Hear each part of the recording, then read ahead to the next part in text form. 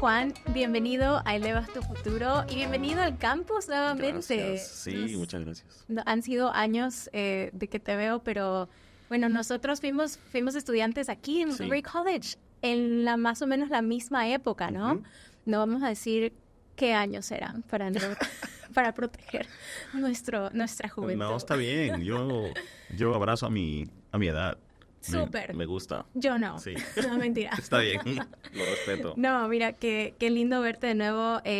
Tú has podido igualmente desarrollar una carrera interesante porque yo te he visto que has trabajado para inmigrantes, ahora estás en el servicio público.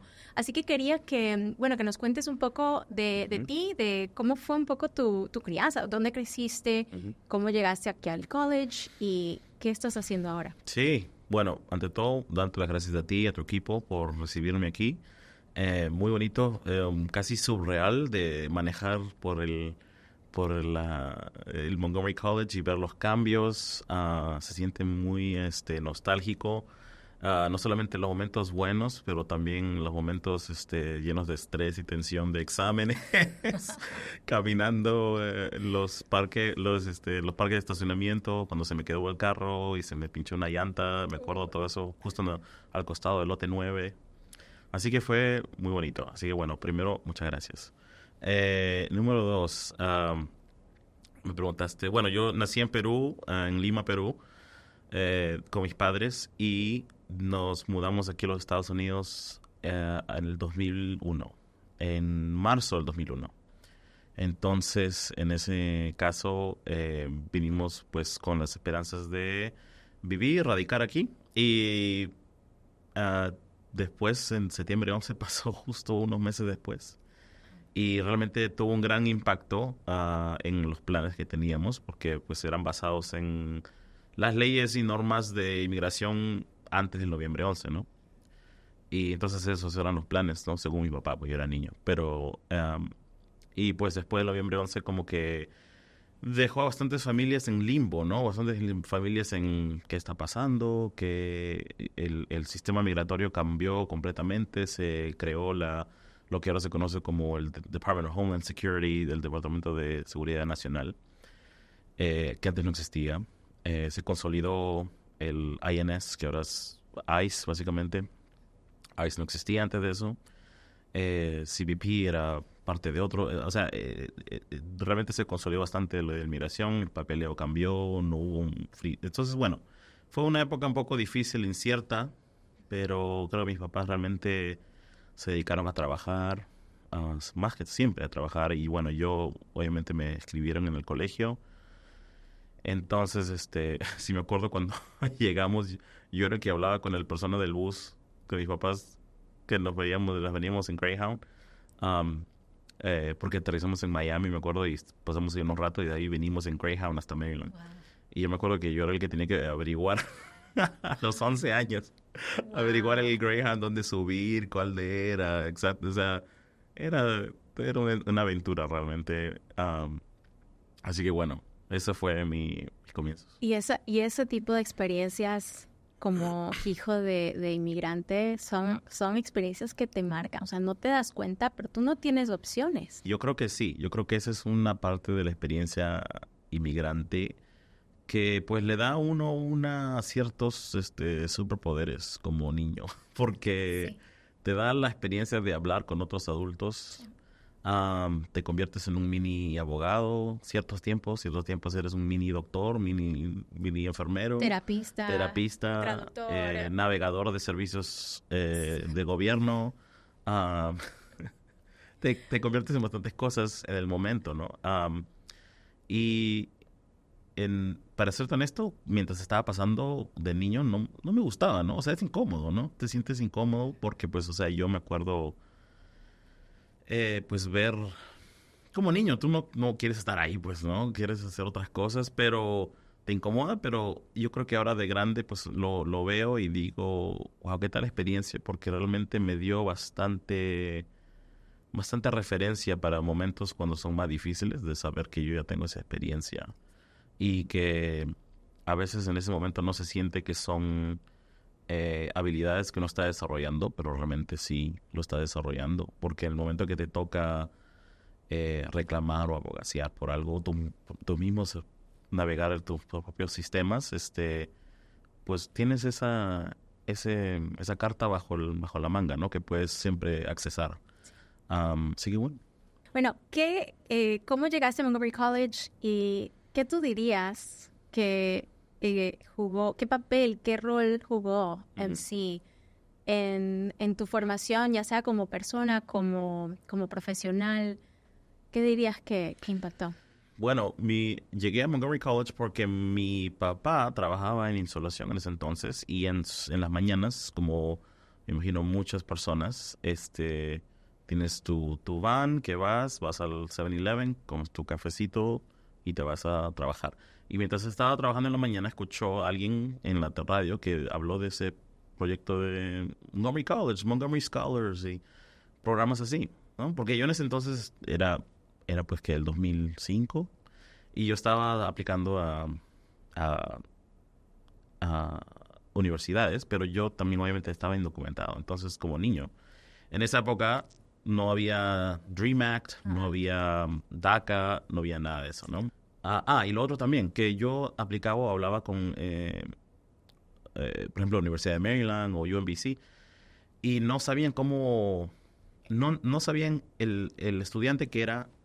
Hice high school aquí, hice middle school aquí, hablo inglés, no soy estudiante internacional, pero no tengo una visa y no tengo otra documentación, ¿no? Apliqué a todos lados, apliqué a donde sea, desde Elmira, Nueva York, hasta New Orleans, también, o sea, de todos lados. Donde haya plata, donde me acepten, ¿no? Y entonces esa fue la idea, ¿no? Entonces apliqué a Montgomery College, a un programa, al Scholars Program, y bueno, de ahí esperé, miré las opciones, todo, y me llegó la carta que me aceptaron, ¿no? Pero la gran bendición de Montgomery College, y hasta ahora lo agradezco, es que sí, fue una beca completa por 2 años. Eso realmente impactó mi vida, porque si no, no sé qué hubiera hecho. No solamente era de eso, sino que cuando ya estuve aquí me di cuenta que el programa era fabuloso. O sea, era como te digo, la época oro, yo creo que del Scholars Program. Obviamente me opinión porque yo estuve ahí, ¿no? Pero porque pues los profesores eran pues de alta calidad, los alumnos eran muy chéveres, cada alumno era muy diferente, muy diverso ese grupo, y era un grupo de 25 que básicamente pasabas todos tus 2 años juntos, ¿no? Era un grupo que se forma y es una clase que va contigo durante esos 2 años, ¿no? Sí, de verdad que es un programa muy especial, el Montgomery Scholars Program, y también que abre las puertas así. O sea, bueno, eso es MC, eso es la política, ¿no? Hay tanto apoyo para venir acá que la verdad hay pocas razones que son buenas razones para no venir, porque, o sea, es tan accesible y bueno, de eso podríamos hablar. Sobre todo en esta época, sobre todo ahora en esta economía. Exacto. Creo que la deuda promedio escolar en Estados Unidos es como 30,000 o cerca de 30,000. O sea, imagínate. Claro, o sea, claro. No sé, yo le diría a mis hijos que definitivamente vengan acá porque sí, claro, vale la pena. Entonces, MC como hasta cierto punto elevó te dio como un espacio para de aquí ya puedes arrancar con tu carrera porque ya podías empezar y no tener que quedar endeudado, no tener que irte fuera del estado o lo que sea, ¿no? MC elevó también mi perspectiva en el mundo, ¿no? Por la calidad de educación que tuvimos. O sea, sí.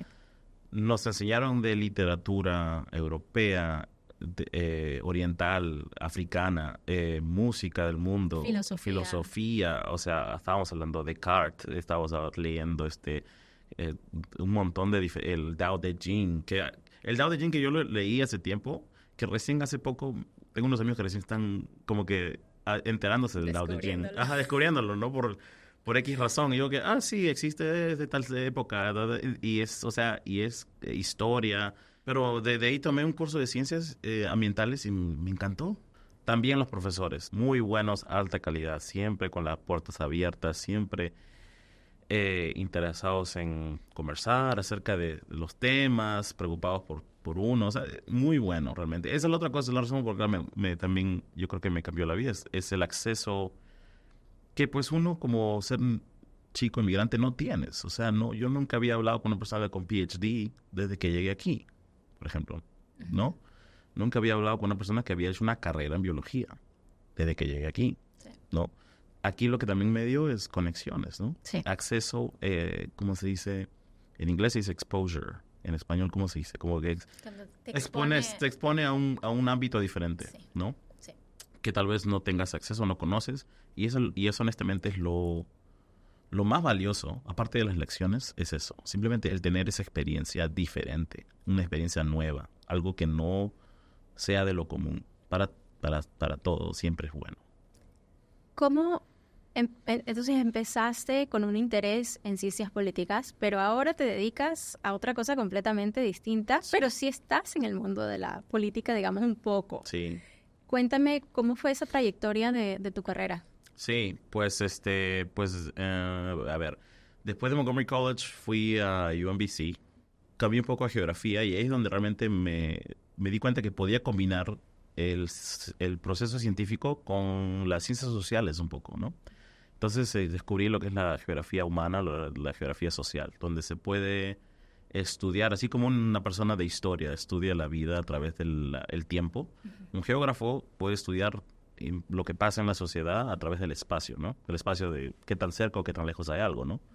Entonces, de eso se trata la geografía, ¿no? El impacto de humanos en densidad de población. Entonces, ahí te puedes imaginar crimen, habitamiento, descargos de impuestos, o sea, y todos esos tipos de cosas se pueden estudiar de una manera, pues, de metodología científica. Entonces, eso es lo que aprendí en UMBC y me gradué con un bachelor's de geografía, ¿no?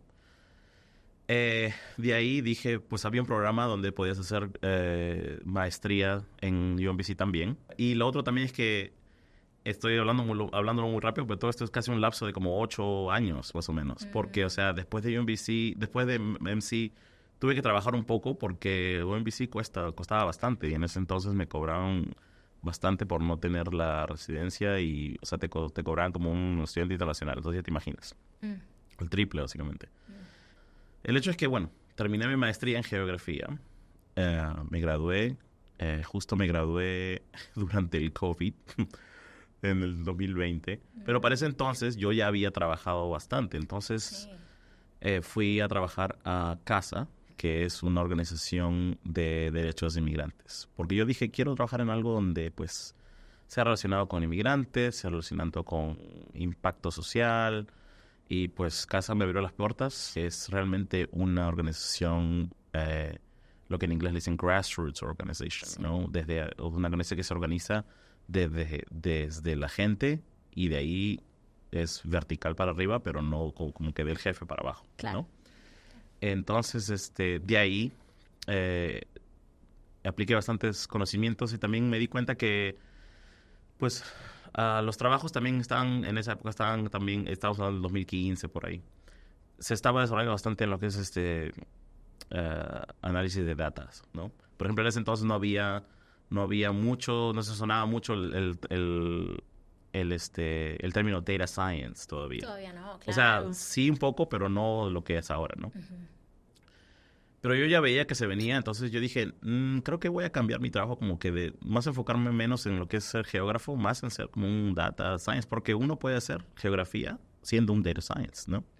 Haciendo ciencias de datos, aún aplicando el método científico, ¿no? Explícame, porque yo sé que vas a llegar a esto, pero como alguien que no tiene idea de qué se trata esta carrera de ciencia de datos, data science o analytics, ¿cómo lo explicas tú? Sí, pues yo lo explicaría de cierta manera. Siempre hay una manera de responder a una pregunta o solucionar un problema, porque los datos siempre están ahí, ¿no? puede ser una conversación es un dato, ¿no? Una conversación de grupo es un dato, es un récord de algo. Entonces, pero también existe, pues, récords de interacciones humanas. Por ejemplo, si te pasas una luz roja y te toma una cámara, ese es un récord. Es un récord de que tú pasaste la luz roja. Pero en ese récord también tiene bastantes cosas para describir lo que pasó en la vida real, ¿no? Es una foto, es tu licencia, es el tiempo donde pasó, de repente es la temperatura, de repente es el tipo de carro. Entonces, imagina eso, pero todo a través de millones y millones de personas. Entonces, esos récords se convierten últimamente en maneras de responder preguntas, ¿no? Que tengan que ver con el impacto de una persona, más en cosas, más en ámbito científico, en predecir, ¿no? De repente, si tengo el tipo de carro de una persona, ¿no? O de repente el año del carro, y veo que hay mayor probabilidad que un carro más antiguo no pueda frenar a tiempo y pasarse la luz roja o no. Eso se puede responder teniendo pues millones de récords o bastantes récords, ¿no? Entonces, de eso se trata, yo creo que más que todo. Es de resolver problemas y con la información que tienes, ¿no? Yeah. Estabas ya, entonces yo sé que tú fuiste también a trabajar con la policía, ¿no? Sí, entonces en casa trabajé en una propuesta que se llamaba Burnt Grant del Departamento de Justicia, y como que me picó el bichito de criminología, ¿no? Entonces justo se abrió una oportunidad en el Departamento de Policía donde más necesitaban ayuda con análisis de datos, y apliqué. Y justo cuando apliqué también me llamaron para otra posición que habían visto. Y bueno, conversé con las personas de ahí y les gustó mi entrevista, mi carta de vida, y bueno, me contrataron. Y bueno, muy bien también porque yo en ese entonces también estaba buscando entrar en el servicio público, ¿no? En lo que es trabajar para gobierno local o gobierno estatal o federal de repente, pero en el servicio público. Porque yo creo que ahí es donde se puede tener un impacto aún más grande en el día a día de las personas, ¿no? Porque ahí es donde la mayoría de nosotros interactuamos, ¿no? Por ejemplo, todos nosotros la mayoría de personas, hemos llenado un formulario de algo. Puede ser de la escuela o de servicios de salud o quiero tener mi fiesta en este parque y tengo que llenar este formulario. Ese formulario, aunque parezca solo un pedazo de papel, es gran información para el gobierno. Y es una manera en que el gobierno como persona se presenta al ciudadano, ¿no?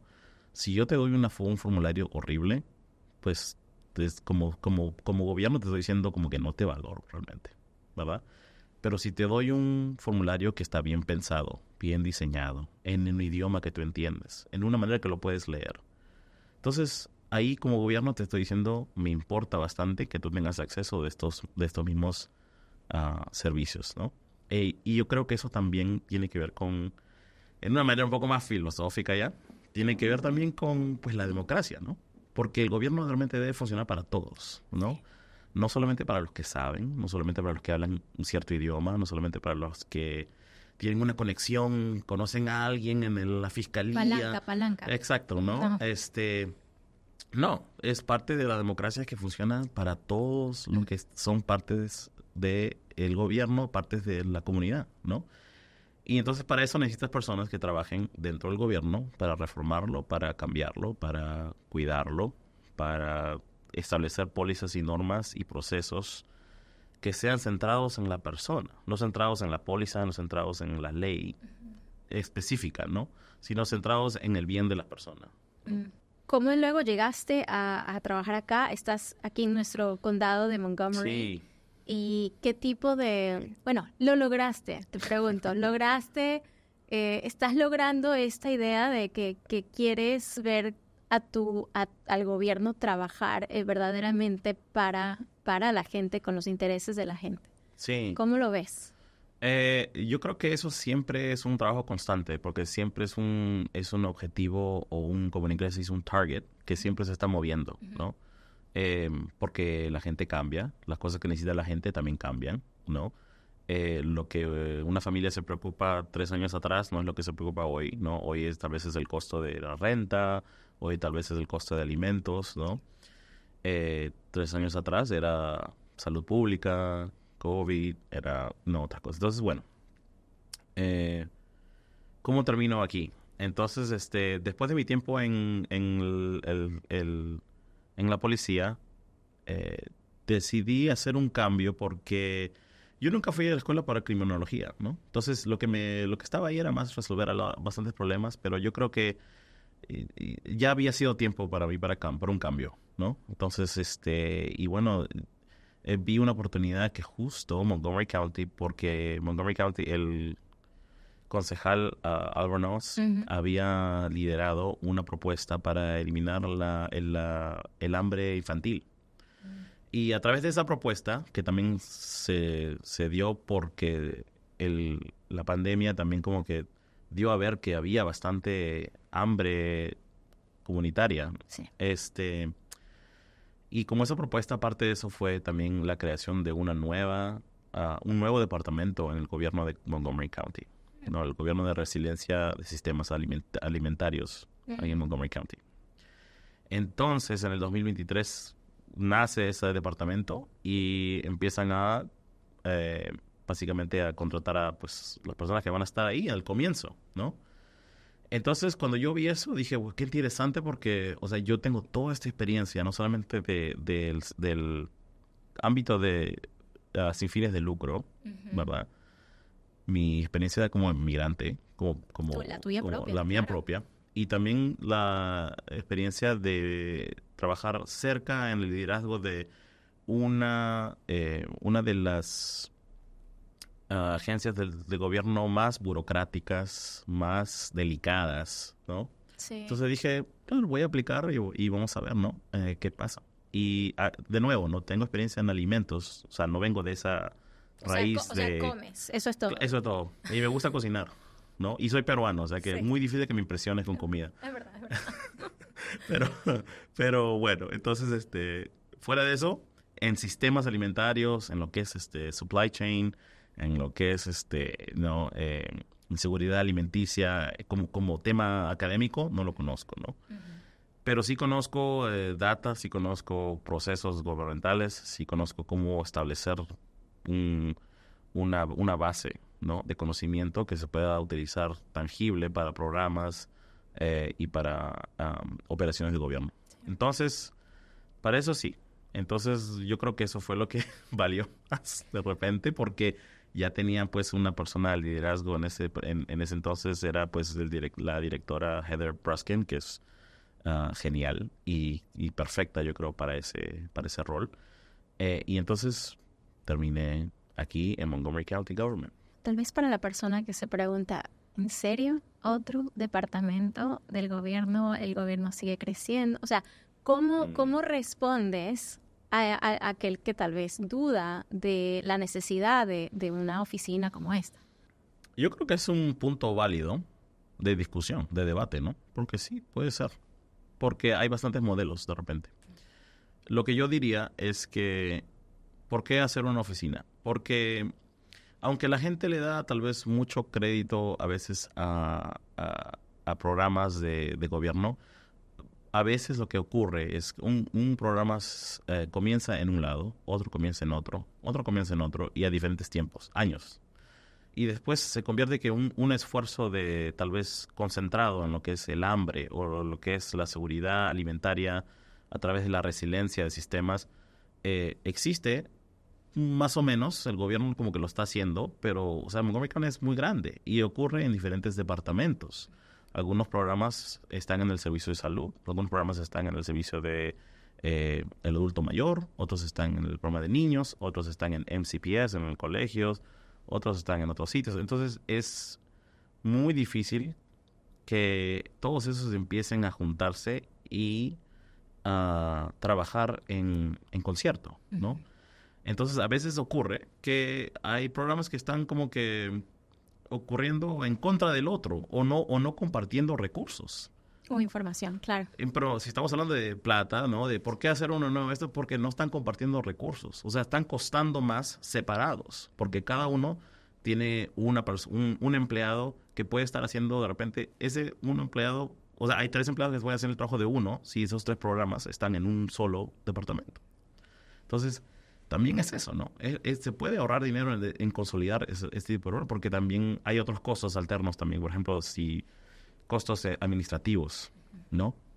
Costos de recursos humanos, costos de compra y venta, contratos, o sea, todo ese tipo de negociaciones. O sea, por ejemplo, lo que me refiero es, por ejemplo, si un programa compra 50X y otro programa por ahí compra otros 50X y otro compra otros 50X, cada uno le van a cobrar cierto precio. Pero si yo soy un solo y digo, voy a comprar 1000 y le voy a la persona que está vendiendo, le digo 1000, ya me da otro precio. Claro. Entonces, cuesta menos, ¿no?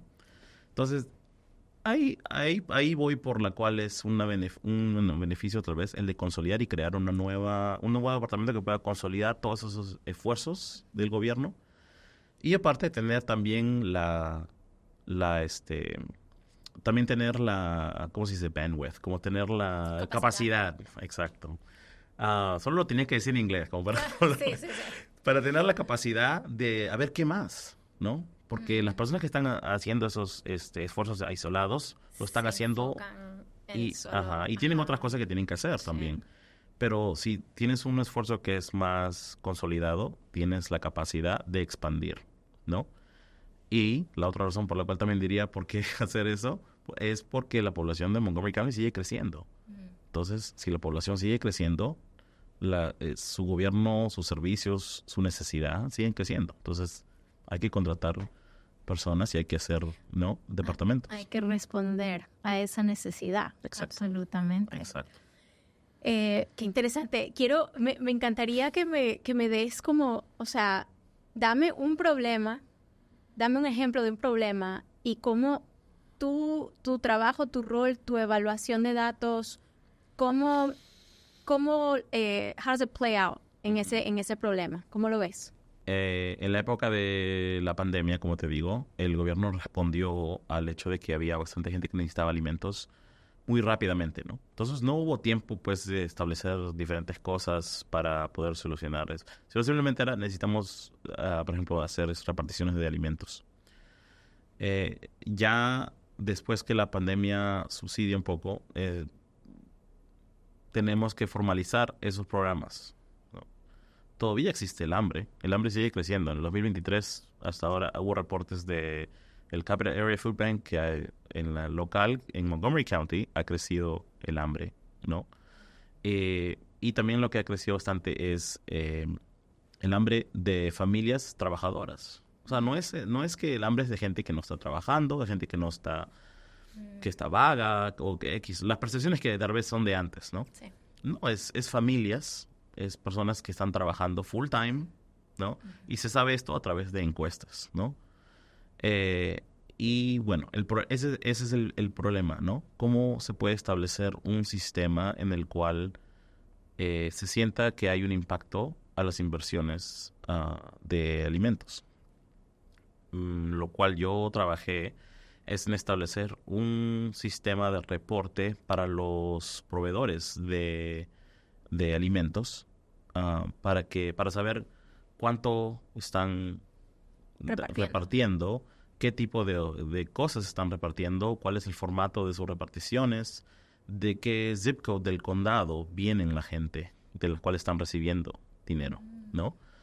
Y entonces, en ese entonces, ese fue como que el problema, ¿no? La solución es de no solamente conceptualizarlo, pero también de construir un tipo de reporte que sea fácil de usar, fácil para las organizaciones que están dando las comidas, que la mayoría son voluntarios, hermosas personas que están dando de su propio tiempo simplemente para servir a la comunidad. Entonces no quiero hacerlo tan difícil, ¿no? Tan pesado, pero a la misma vez que me dé información que pueda usar, ¿no? Que me dé información que sea que pueda depender de esa información. Entonces creé ese sistema y lo probamos o le hicimos un testing y de ahí lo empezamos a usar, ¿no? Y empezamos a ver realmente el tipo de esfuerzos y cuantificados que había dentro de eso. Y a la misma vez, lo que pasa a veces es alguien construye un reporte. Ok, great, la gente lo está usando. ¿qué hacemos después, no? Hay que hacer un reporte. Ok, entonces hay bastantes horas que van a hacer eso. En vez de hacer eso, lo que se puede hacer básicamente en mi trabajo es automizar, ¿no? Optimizar, de repente es la palabra. Automate es en inglés. Optimizar creo que es la palabra. Pero bueno, ahí me corregirán tu audiencia. Está bien. Pónganlo en los comentarios. Entonces, de hacerlo automáticamente, ¿no? Para que no haya, como de nuevo, ahorrar dinero, ¿no? Sí. Y al gobierno. Entonces, eso también creé. Y se convierte eso en lo que son dashboards, ¿verdad? Son cifras que ocurren automáticamente. Si no saben lo que son data dashboards, todo el mundo los hemos visto durante la pandemia, ¿verdad? Era la pandemia de cuáles son los números de casos, números de casos positivos. Eso es un data dashboard. Eso, donde lo ves, hace updates todos los días, pero hay alguien que tiene que ir y básicamente ser como arquitecto y crear de donde es un formulario o alguien que pone un número, se convierte en un reporte así. Eso es lo que haces. Lo que hago, sí. Excelente. Brilliant. Porque I'm so proud. Estoy tan orgullosa. Eres un fellow scholar. O sea, claro que haces. Claro que haces esto. Y claro que vas a apoyar de esta manera a los esfuerzos que van a responder a las necesidades de la comunidad. Me encanta. Bueno, vamos a transicionar aquí de tema porque podríamos seguir hablando de largo. Sí. Dime tú, ¿cómo, o sea, has vivido ya en este país tantos años? Estás, tú sabes, desarrollando también tu proyecto de familia, no solo tu carrera. O sea, estás haciendo, vemos tu sueño americano aquí desempeñarse, ¿no? ¿Cómo te ves tú en este ámbito de ser, bueno, eres bicultural? ¿Cómo disfrutas, cómo conectas con tu cultura y cómo esperas dejar ese legado también? Y yo estaba pensando en eso también, porque decía de repente es música o de repente es la comida, pero eso es como que muy basic para ser peruano decir la comida, ¿no? Yo creo que para mí lo que me conecta bastante también en mi cultura es el humor. El humor peruano es bien negro, es bien rico, bien interesante. Y es un humor que es formado, por uno que es peruano, es formado a nivel muy alto, yo creo. En el sentido de que, por ejemplo, en Perú existe la tradición de cómicos ambulantes. No sé si te han contado. No. Es hermosa. Es básicamente cómicos que están en la calle, y hacen como un anfiteatro en plena calle.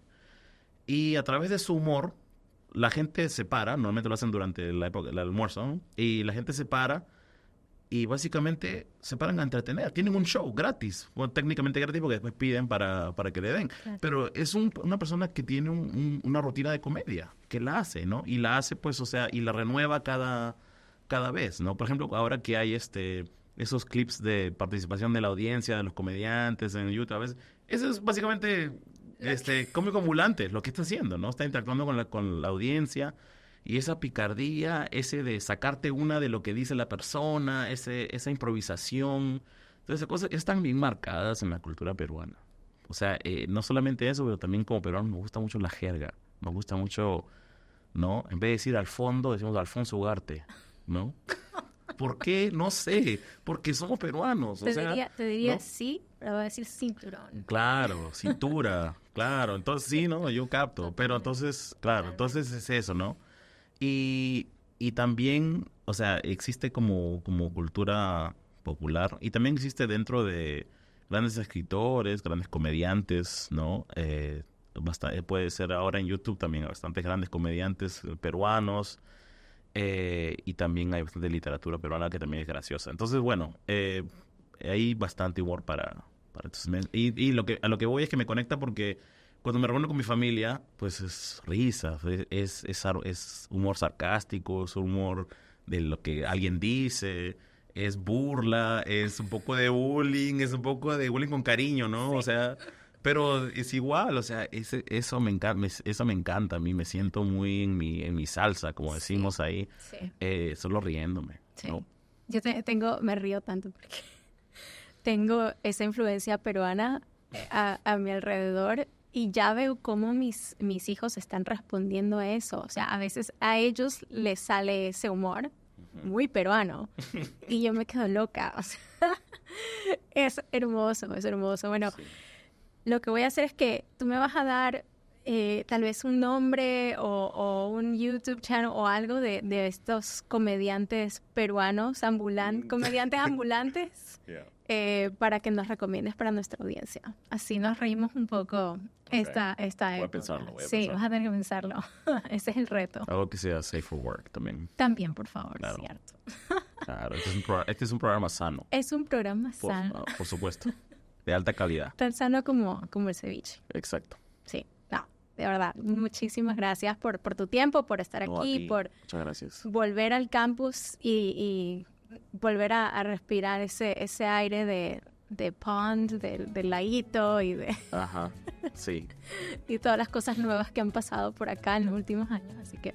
Sí, bienvenido. Muchas gracias a ti, muchas gracias a Montgomery College, siempre voy a estar agradecido. Y bueno, muchas gracias también por recibirme y por tu lindo set. Dale. Hasta luego. Gracias. Chao.